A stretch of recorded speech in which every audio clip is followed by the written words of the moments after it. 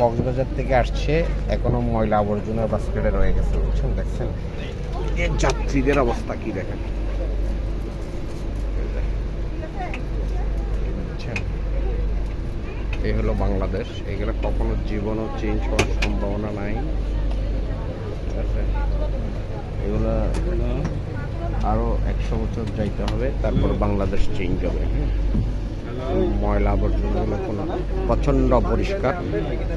Cox's Bazar express, হ্যাঁ, সিটগুলা কিন্তু ঠিক আছে, ঠিক আছে, সিটগুলো মারাত্মক অপরিষ্কার, ঠিক আছে? এই হলো বাংলাদেশের অবস্থা, আর কি চিত্র। হ্যাঁ, যেখানে যাই পদে পদে এই প্রবলেম এটা থাকবে আসলে, আশা করি। আরও স্বাধীন হয়েছে 50 বছর, আরো 50 বছর যাইতে হবে রিক্সা করলে, তারপর আল্লাহর রহমত লাগবে, আদারওয়াইজ প্রবলেম যাবে না।